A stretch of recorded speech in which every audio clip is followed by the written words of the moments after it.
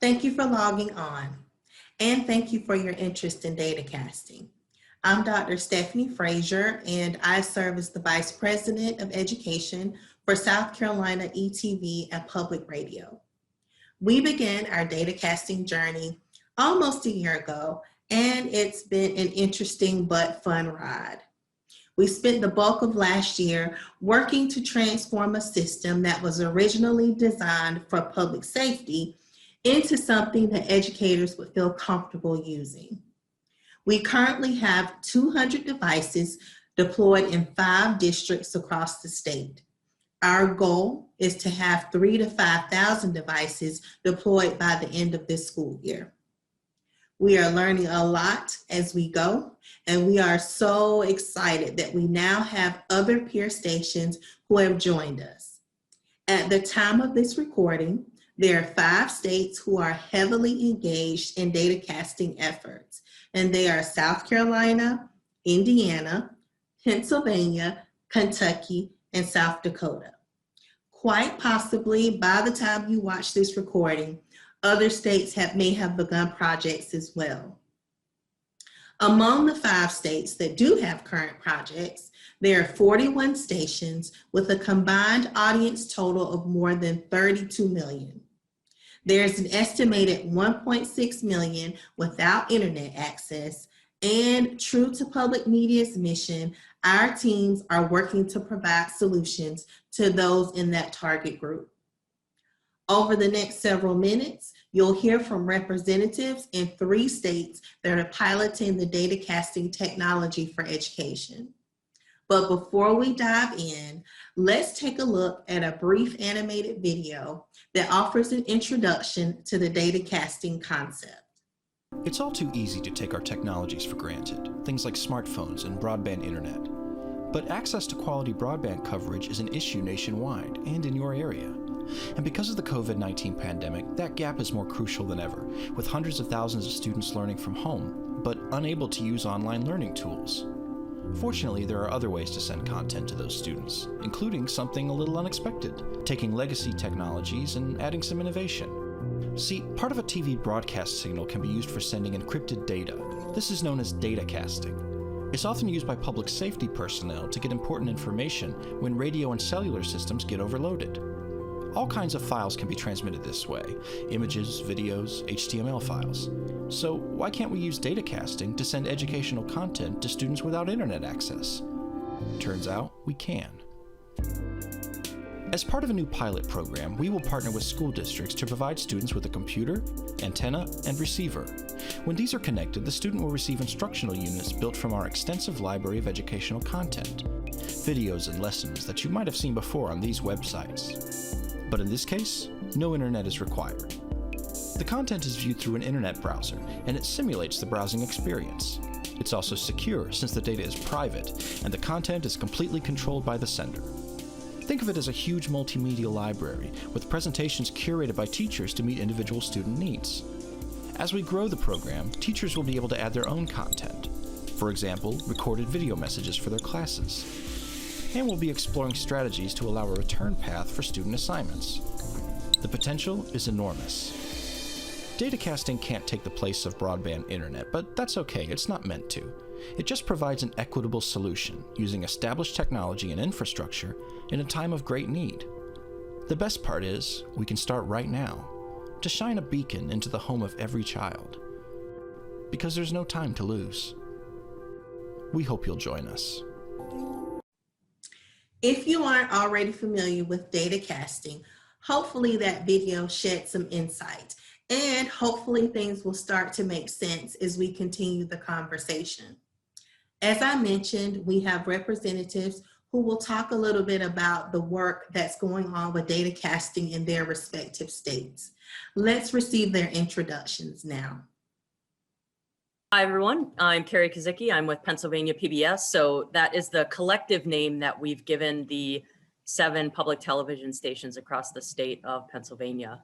For the purposes of this project, I project manage all the education initiatives, including datacasting that we do across the state with our state Department of Education. And I'm so fortunate to have fallen into the likes of this group because we're so much better together. So thank you. Stacy Fitzsimmons, and I am doing the project management work on behalf of IPBS here in Indiana. IPBS is the station group that coordinates the efforts of the 8 PBS stations in Indiana. Hi, my name is Solange Bowman. I serve as Director of Training and Research at SXSWedu Education. For Datacasting, my team is primarily responsible for professional development, supporting the creation of teaching and learning materials for Datacasting, and also supporting the general initiative as needed. We're very excited to be joining this conversation today. Thank you so much, Solandra. So we've prepared a series of questions that hopefully will be helpful to the people who are watching and interested in learning more about data casting. And we'll just take a round robin approach. So feel free, we're going to make this as informal as we can. The first question is, what prompted you to begin this data casting journey? Jennings County actually raised their hand and said, we want this. And so we had a very willing partner for our pilot phase, and that relationship has proved so beneficial. Teresa and her team knew exactly what they were getting into, that this was going to be a pilot, that it was going to be a test, and that we were going to have a lot of things to figure out. The other thing that really enticed us about Jennings County was that Jennings County is actually on the very fringes of signal for Indiana stations. So, and they're very rural, and it's a countywide school district. So with those different parameters put into this pilot, really, when we can make it work in Jennings County, we can make it work anywhere in the state. Here in Pennsylvania, what prompted us to begin the data casting journey, I think much like other stations across the country, when the pandemic caused shutdown of schools and businesses, which we thought was going to be for 2 weeks, ended up being much longer in March. A number of the Pennsylvania PBS stations were already individually standing up standards aligned curriculum on their programming schedules, and we're providing supplemental materials around that as well. And we, the 7 stations, have been working together quite regularly and said, well, why are we doing this individually? We should do this together. And we were able to get a conversation going with our State Department of Education, who saw that tool and our collective strength together as a value. So we first started with the Learning at Home initiative, much like I think other states had done, standing up state-aligned curriculum and putting supplemental material around that. And as Teresa had mentioned, which was happening in Indiana, Pennsylvania was also looking at connectivity concerns and how they could use GEAR funding to help support solutions to that.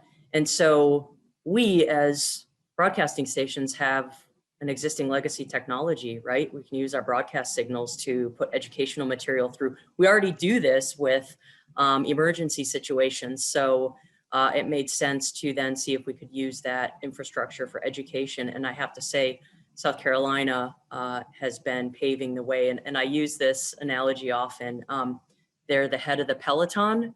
So they've taken a lot of the headwind for the rest of us who are not quite as far along. But I think then when you look at us as a whole, we've become quite a strong team. So yeah, we were fortunate enough that our State Department of Ed wants to be transformative as well. So to give you a sense, in the state of Pennsylvania, there's almost 50,000 households and over 500,000 Pennsylvanians that have no access to the internet or such limited capacity that it's almost prohibitive for them to do their work. So those are the areas we're going to serve. In some cases, some school districts have up to 90% of their students are disconnected. So the threshold that we were looking at was school districts that are more than 20% of their student population disconnected. Thank you all so much for sharing what prompted you to begin your data casting journey. Can you now provide a little bit more detail about the status of your pilot projects and how you went about choosing partners? Actually going to be using that pilot in Jennings as a springboard to take datacasting statewide. We're actually only a few weeks behind the pilot in Jennings in actually identifying schools throughout the state in order to go ahead and take datacasting into each station's viewing area.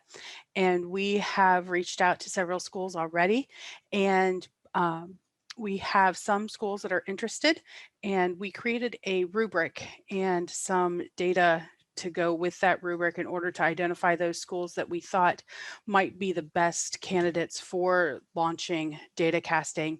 And part of that data-driven decision was whether or not they had PBS station coverage and their internet connectivity within the community that was either no internet or that they only had cell phone access within the home. That is based on the census data. Then we took a couple other school-centric data pieces and put those together to identify schools within each viewing area that we thought might be the highest priority. And those are the schools that we're championing with the different stations, reaching out to them and determining if there's interest. We've had some very strong responses, both positive and not interested, where they feel that hotspots are going to solve the problem. So, but those schools that are interested are very interested and can't wait to get started. So we're hoping that the Jennings County pilot, that we will have receivers within the next few weeks, and then those other schools around the state will be just behind. As Stephanie stated earlier, we've deployed approximately 200 devices in our 5 pilot districts. Right now, we are in the process of testing and collecting feedback from our users, both student and teachers. We've worked very closely with the State Department of Education to identify our partners. We've used some of their needs assessment scales in addition to implementing some tweaks of our own. So we've been able to use statistics or data related to e-learning capacity, COVID cases, broadband availability, and a number of free lunch, et cetera, in addition to looking at districts that have a very close relationship with SCETV. We've learned that relationships do matter in terms of building these pilots. We are working to meet the needs of students, and the rigor of the research at this time does require that teams are willing to really come together to see the technology advance and to see the learning outcomes manifest for students. We've been fortunate that our State Department of Education is very involved. And so they had put together a rubric. Stacy mentioned the rubric in Indiana on how they determine the pilot sites. Our State Department of Ed had a rubric as well. Obviously, the number of disconnected students within a school district was important. There were a number of other factors that played into as well. Number of COVID cases, which creates the in-person or hybrid or totally remote situations. So that's a factor. They also were looking at coverage of our broadcasting signals. For datacasting to work, our broadcasting signals need to reach those areas. Our signals reach 97% of the state. So we're in good shape there, and we can partner where we may need to as well. And then such things like teacher or school district adoption. So Stacy was mentioning that not everyone was willing. So yeah, for choosing pilots, you need willing sites because there's going to be hiccups anytime you're doing something new or beta. They know they're going to have to work through some things, and it's, willing partners to do that. So for us, our partners include the Pennsylvania Department of Education. Sitting within that, there's what we call intermediate units. So there's 29 intermediate units across the state, which essentially are the sort of infrastructure and administration and funding flow through to the 500 plus school districts across the state. And those are our main partners. Libraries as well are other partners out in the community. And we partner with WPSU World Campus and a few other institutions of that nature to bring this to bear. You've heard a bit about each of our pilots, and in most cases, we are just a few weeks apart from each other in terms of our deployment. But what does deployment really look like for a student? Let's take a look at a brief video which explains the setup of the EduCast system in a student's home. Welcome to EduCast, a brand new platform for learning from home. If you're a participating student, you should have received your EduCast package by now. So let's talk about what's inside. You'll find some equipment, a user guide, and a few surprises. EduCast uses a technology called Datacasting, which beams content into your home without using internet. That's right, no internet is required. Follow the steps in your user guide to connect your antenna, amplifier, receiver, and Wi-Fi router as shown here. Then you'll need a Wi-Fi capable device, such as a computer, Chromebook, tablet, or smartphone. Connect to the EduCast network. Then go to our homepage, where you'll need to tune your antenna. That means moving the antenna around your home until you get the best signal. For the first test, it is recommended that you place the antenna as high up as possible in a window near an electrical outlet. If that window doesn't work, try another one.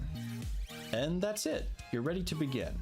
There's already a lot to explore in the library, including videos and games, and before long, you'll be getting up-to-date lessons direct from your teachers. All of this without using internet.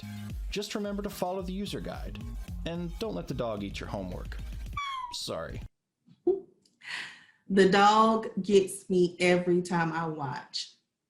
Anywho, so a student has their equipment set up. Now what?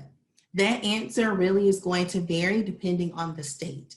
In South Carolina, we developed a targeted WordPress solution that allows us to track devices by end user. We were really trying to get devices into student homes, and at the time, that was the quickest and most feasible option. As other states come on board, however, the need for an integrated API solution has been amplified. And in response, there are some other options for content delivery that are being explored. Let's listen to Stacy from Indiana as she explains. We have two different ways of approaching content distribution for our students as well, in that we're going to have what we call the drag and drop approach, which is just like it sounds, where you have files on your computer and you're going to drag them onto the datacasting system. Then those files are pushed to the student. The other way that we're approaching this is to have seamless integrations with the LMS systems that are most popular in the state. So those are going to be Google Classroom first, and then Canvas following soon thereafter. So with those approaches, what we're trying to achieve is less burden on the teachers. So we have the WordPress solution, the drag and drop option, and the Google Classroom option in development. Again, this works great for now, but how can we come together to create a single turnkey solution that is appropriate for any station, regardless of the resources that they have to put towards a datacasting project? Enter the EMP, or the Education Media Platform. I'm going to turn it over to Carrie now to explain more. Thank you, Stephanie. As Stephanie mentioned, I am going to talk a little bit about what we're calling the Education Media Platform. That name is not set in stone, but I think it best explains what we're trying to achieve. So I'm going to go ahead and share my screen. And you should be seeing a screen right now that says Educational Datacasting and that mentions the 5 pioneer states. So if we look at the Education Media Platform, the number one thing that we all ran into as we were standing up datacasting and we're at various stages was, how do we ensure that rights cleared content can actually make it into the existing learning management systems? Because keep in mind, this needs to be seamless for educators. This needs to be something that fits already into their daily teaching, their daily systems, and needs to be plug and play. And as we started thinking about and envisioning what could the future of education look like, utilizing datacasting and ATSC 3.0. So what would that look like in an ATSC 3.0 world? The possibilities become really, really exciting. So what I'm going to go ahead and show you on the next slide is a little bit of a visual of what that platform will look like. So essentially we're building a system that will take all the learning media libraries such as knowitall.org, OER Commons, PBS Learning Media, any other future libraries, and by an API it'll automatically pull in the rights cleared content and then index it according to grade band, subject level, etc.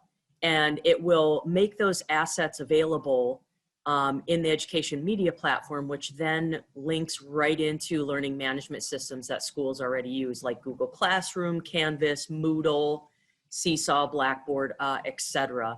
And our first foray is likely to start with Google Classroom. That seems to be the predominant system across many of the states. So essentially that will allow the teacher to go into their normal learning management system, pull all the appropriate assets that they need to, including anything that's come in from the databases here, and load them onto the datacasting devices.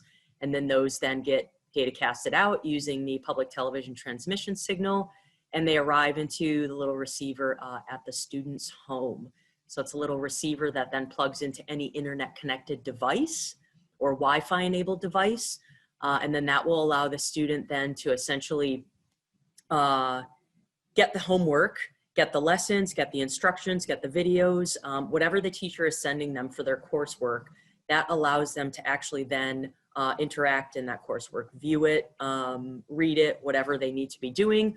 And right now we're looking at a return path. So we're looking at using Twilio as a return path. So a student could actually use their home phone, or if they have a cell phone, they could use the text or SMS feature on the cell phone, where they basically can reply back, either answering a series of questions, or perhaps there's a QR code that is attached to their homework and there's a certain part they have to scan. And then that will be allocated through Twilio, and then that will be aggregated and sent back to the teacher, so that there's a return path of assessment and that the student has actually completed their assignment. We made note here that ATSC 3.0 will make all this a lot more seamless, a lot more exciting. And think of the possibilities with ATSC 3.0 on what multi-way communication could look like, right? So this is big picture, thinking beyond the ATSC 3 or ATSC 1.0 world.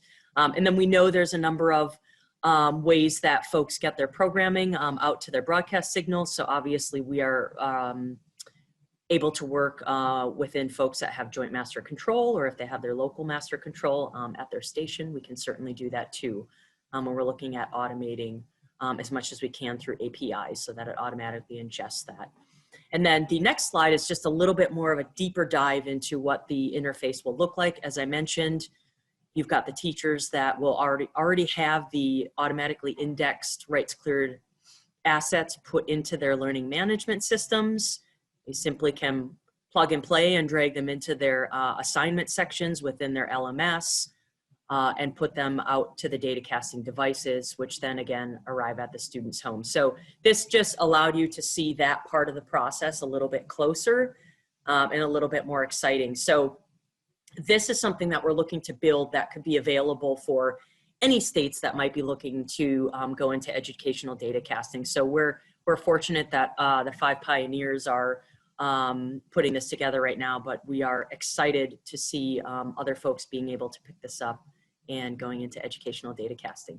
I'm going to go ahead and stop sharing my screen, and I'm going to turn it back to Stephanie and the group. Thank you. Thank you so much, Carrie, for that overview of the EMP. We are excited and can't wait to see how things progress with this conversation.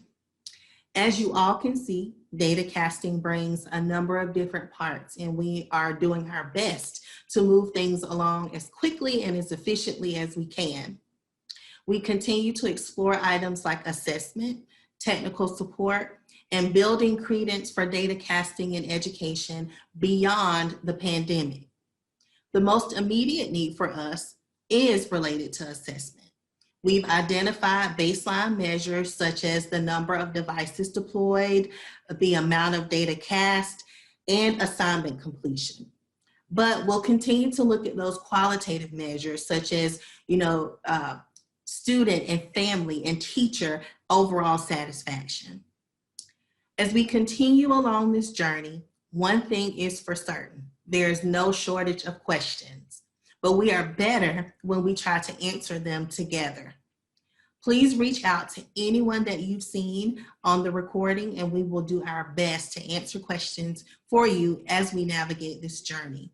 Thank you so much for watching, and best of luck to you as you begin your exploration into data casting. Stay safe, and thank you again.